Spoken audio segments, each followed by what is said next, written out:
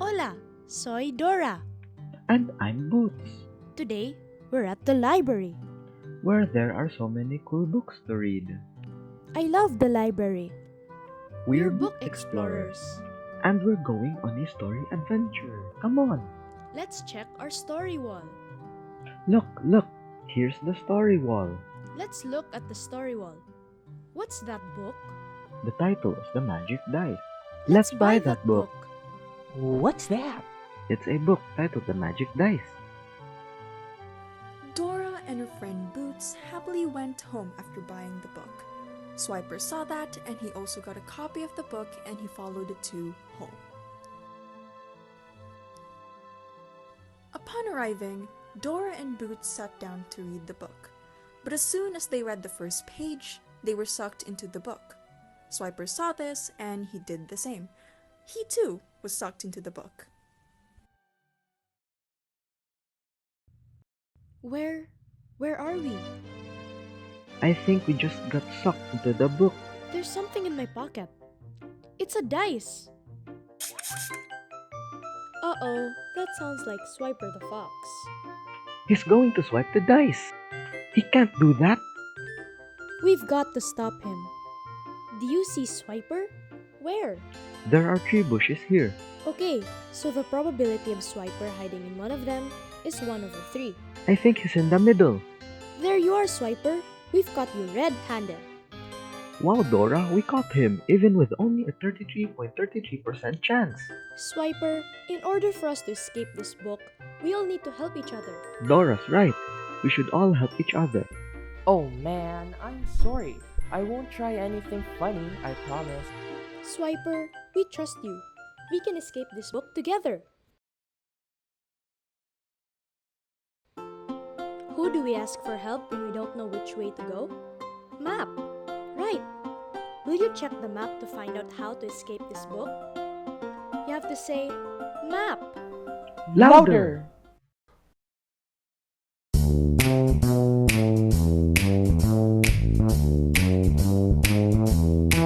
If there's a place you gotta go, I'm the one you need to know. I'm the map. I'm the map. I'm the map. If there's a place you gotta get, I can get you there, I bet. I'm the map. I'm the map. I'm the map. I'm the map. I'm the map. I'm the map. I'm the map. I'm the map. I'm the map. I'm the map. I'm the map. I'm the map.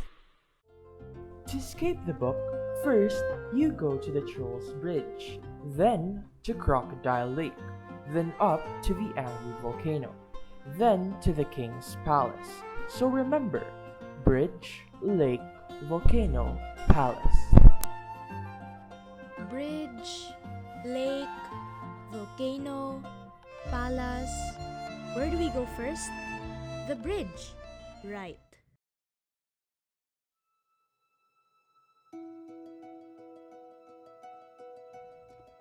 There's the bridge. Come on! We've got to get to the bridge to escape this book. Vamonos! Let's go! Little did they know that the grumpy troll would be guarding the bridge. Not so fast there, kiddo. Where do you think you're going? This is my bridge, and before you can cross it, you need to play a game first. Here are 4 cups. 3 are empty, but one of them contains a ticket. If you can guess the right cup, I will let you pass. Pick one. You only have 2 tries. Uh-oh, I don't think the troll is going to let us by. What are we gonna do? We have to guess, Dora. If there are 4 cups, 3 of them are empty, and one of them contains a ticket, then our probability of choosing the right cup is 1/4. But what if we choose the wrong cup on our first try? Our chance will still be at 1/4 because we only need to choose the right cup once. Oh, I picked this cup. Haha! You got it wrong now. You have 1 more try left. Oh no. The die that was inside of Dora's pocket began to glow. look, Dora, your pocket is glowing. You're right. Dora picks up the die from her pocket. A piece of paper suddenly appeared, something written on it. What does it say? It says, if you roll an odd number, I will tell you the answer. Ooh, what's an odd number? An odd number is any number that cannot be divided by 2. Everyone, do you know how many odd numbers there are on a die? I think there are 3, Dora. Yes, that's right. There are 3 odd numbers on a die. They are the numbers 1, 3, and 5. If there are 6 numbers on a die, then the probability of us getting an odd number is 1/2. Let's roll the die. Dora tossed the die on the ground. What did we get? What did we get? It's the number 3. Is the number 3 an odd number? Yes, the number 3 is an odd number. The writings of the paper suddenly changed. The letters suddenly changed. What does it say? It says, the answer to your problem is the 3rd cup. It's the 3rd cup. The 3 went to the troll to choose again. I picked this one. Oh, you got it. Yay, we did it! Thank you, Swiper. Let's go cross the bridge. The 3 friends passed the first challenge. I wonder if they can pass the others. After a few moments of walking, the 3 friends reached Crocodile Lake. And out of nowhere, it started raining. Oh no, it's raining. The last time I checked, the probability of rain was only 20%, or a 1 in 5 chance that measurable rain will occur in the time period covered by the forecast. Let's take cover in that treehouse over there.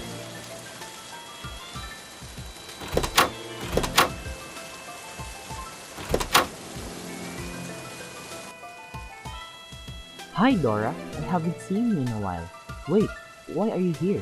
Did you get sucked into the book too? Hello, Diego. It's been a while.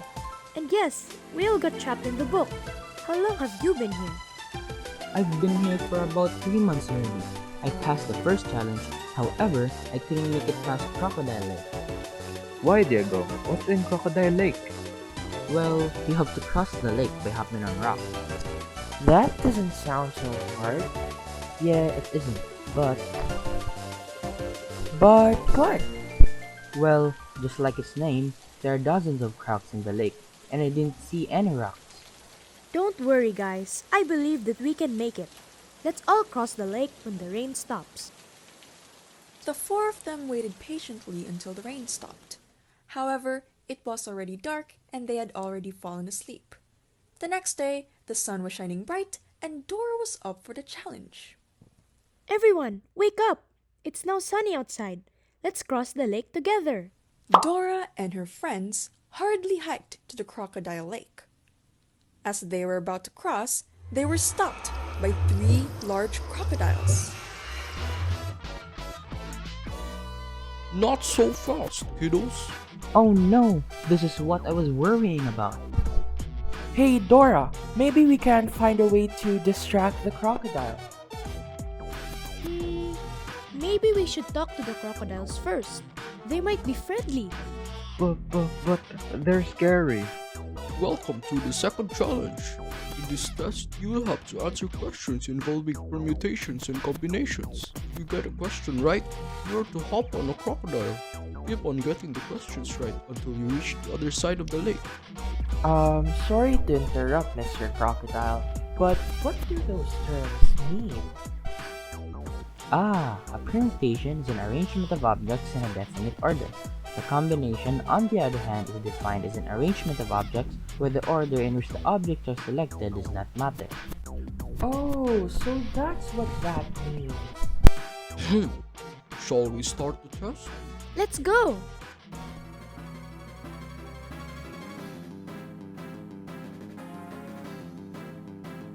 For the first question, in how many ways can you arrange the letters of the word crocodile? What is this problem about? This is an example of permutation because the order matters, specifically the second formula of the permutation with repetitions where repetition is allowed. Ooh, Dora told me this one. The formula for permutations with repetitions is n to the power of r, when a thing has n types and there are n choices each time. Very good, Boots. But there's another formula in permutations with repetitions. Sometimes, there are problems where a type is repeating. In these situations, we use the formula PR is equal to n factorial over p factorial, q factorial, and r factorial. A factorial is an important function, which is used to find out many ways things can be arranged.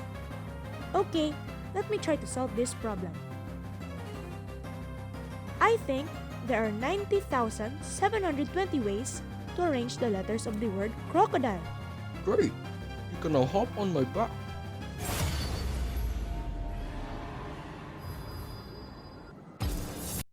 Here's the second question. How many groups of crocs can be formed from 20 crocs if a group consists of 2 crocs each? Ah, this is a question involving combinations with repetition. You see, combination problems are my forte. Let me show you. 190. 190 groups can be formed from 20 crocs if a group consists of 2 members each. Way to go, challengers! For the last question, there are 12 crocodiles in a croc swimming race. How many different ways can first, second, and third occur? This was the question that made me fail the challenge. I didn't understand the problem. Ooh, let me try. I think this question is an example of a permutation without repetition. I'll try to solve it this time. I think that first, second, and third place can occur in 1,320 ways. Wow, you guys are amazing! You've successfully answered all our questions. Yay! I was right. You crocs really are friendly. The 4 friends made it to the other side of Crocodile Lake, and they happily marched towards the angry volcano. Huh? That was weird. The dye didn't glow this time. Maybe because we didn't need any help? Welcome, challengers! You all are the first to ever come this far. To enter the portal to the king's palace, you must play a game with me. There are 3 doors. However, the portal is behind only 1 door. Are you up for the challenge? Yes, we are! Okay, pick a door. I picked the first door. Do you want to switch?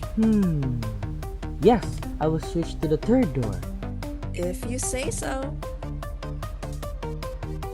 Congratulations!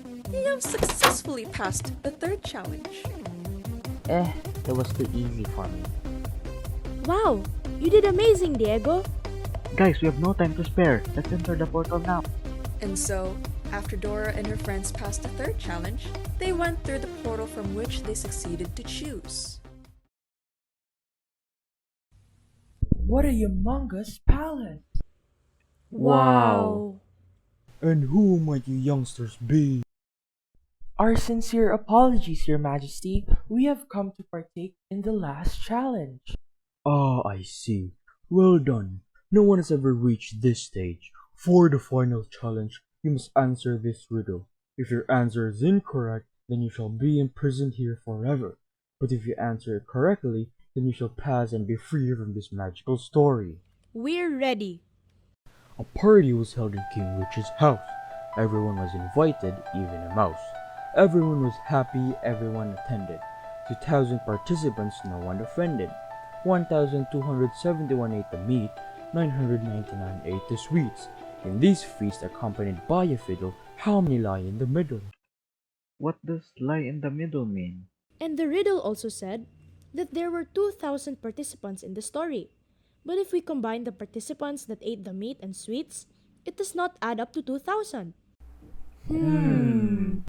Suddenly, the die that is in Dora's pocket is starting to glow again. The die is glowing. Maybe it can help us again. Dora picks up the die from her pocket. A piece of paper suddenly appeared again with something written on it. It says, "If you roll a trinity, I will partake knowledge to thee." Trinity. I think we need to roll a 3. Go, Dora! Dora tossed the die on the ground once again. What did we get? The number 3! Woohoo! I can't believe we got a 3 again. The writings on the paper suddenly changed. The writings on the paper changed once again. It says, "Well done. This is my final help to you. Lie in the middle." Means the participants who ate both meat and sweets. If put on a Venn diagram, this will be called the intersection, denoted by the symbol upside down U. This is an example problem related to events, unions, and intersections.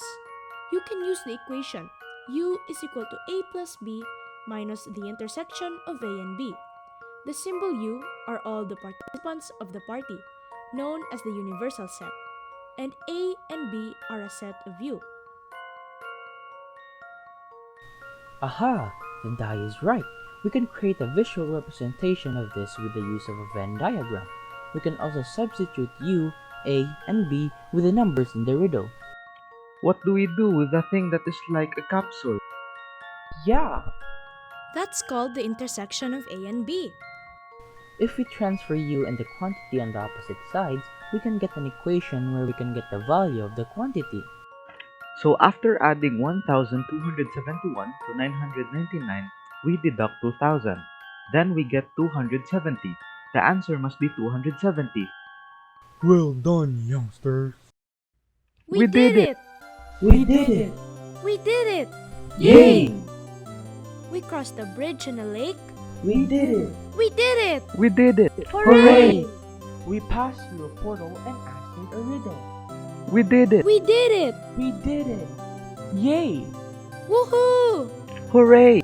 We did it! Dora and her friends successfully passed all the challenges in the book and were teleported back to Dora's house. We had such an exciting adventure today. What was your favorite part? My favorite part was when we crossed the crocodile lake. My favorite part was when we beat the troll. My favorite part was spending time with everyone. I couldn't have done it without you. Thanks for helping. Gracias.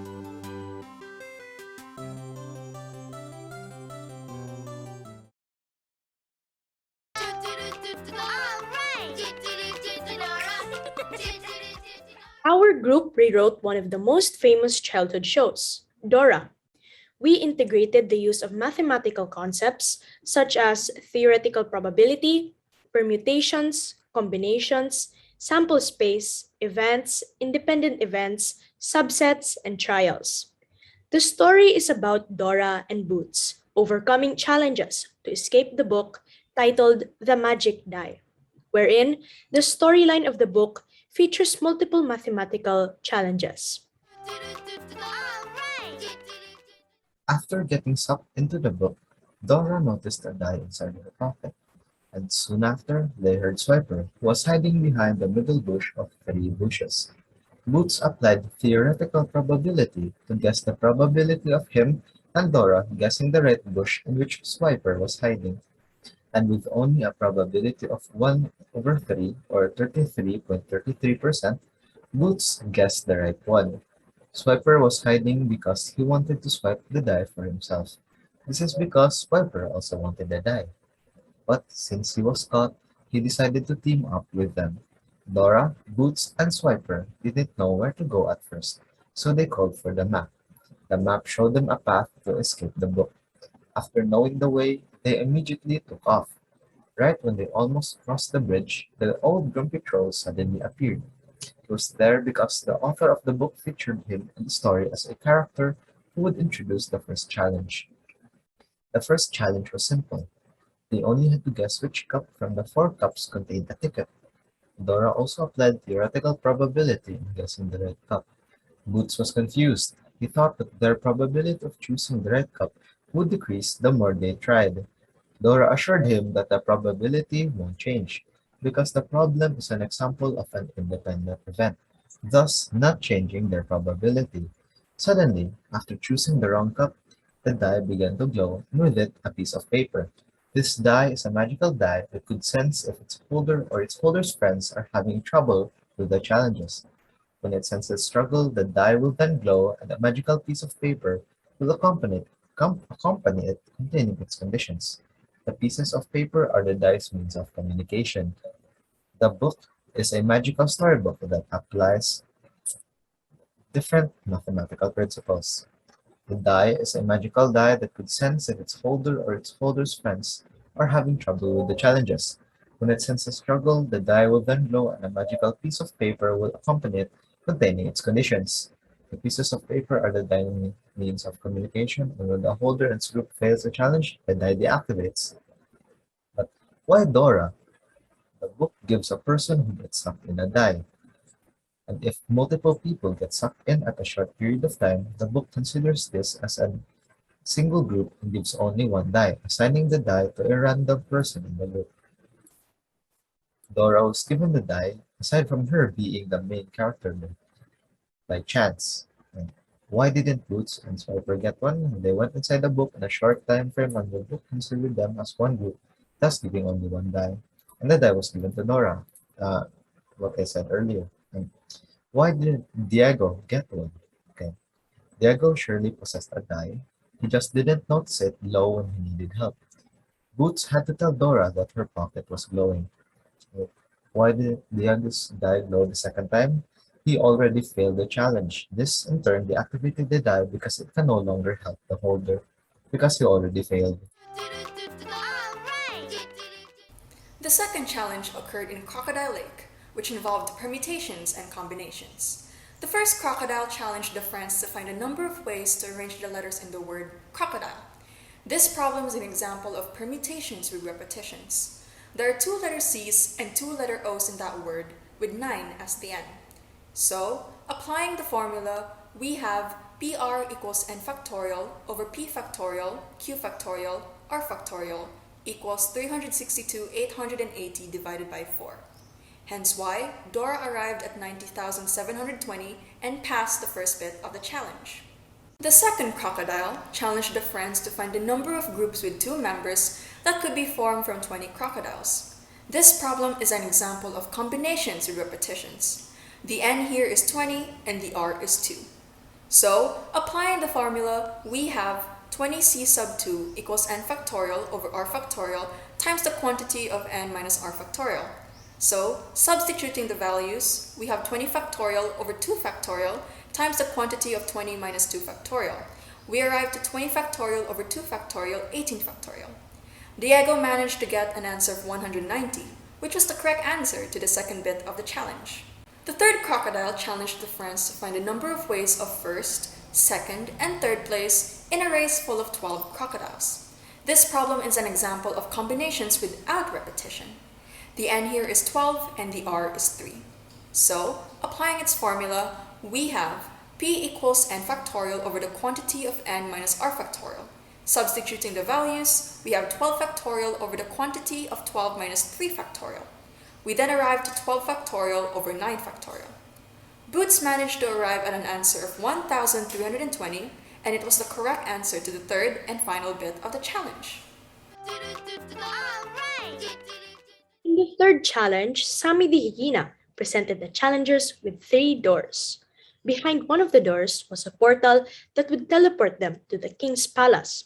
Sami the hyena asked Diego to pick a door. So, Diego chose the first door. The portal has a 1/3 chance of being behind Diego's pick, and a 2/3 chance of being behind one of the 2 other doors. Sami the hyena proceeded to open the second door. Then, she asked him if he wanted to switch. When Sami the hyena opened the door, the odds for the 2 sets didn't change, but the odds for the open door became 0, and 2/3 for the unopened one. Diego eventually ended up switching to the third door, and luckily, the portal was there. So, when faced with a situation like this, you should always switch doors, no matter what, because the probability of getting the right one is always higher. The fourth challenge was a riddle. It applied the Venn diagram and the concept of sets. In the riddle, there was a party consisting of 2,000 participants, and during the party, there was a feast. 1,271 ate meat and 999 ate sweets. The riddle wants to find out how many participants in the party ate both meat and sweets. The universal set are the 2,000 participants. The subsets were the ones who ate meat, who ate sweets, and the ones who ate both meat and sweets. The die told Dora and her friends how to solve the problem. Dora and her friends used the equation u is equal to a plus b minus a intersection of b to find the intersection. They substituted the values of u, a, and b. Then they transferred u and a intersection of b to isolate the unknown. The solution goes a intersection of b is equal to 1,271 plus 999 minus 2,000. Then the sum of 1,271 and 999 is 2,270 subtracted by 2,000. Therefore, they got the answer of 270. The final values for each subset are as follows. For set A, 1,001 participants, 8 only meat. For set B, 729 participants, 8 only sweets. And for their intersection, 278 both. Therefore, the sum of the subsets equal to 2,000 participants.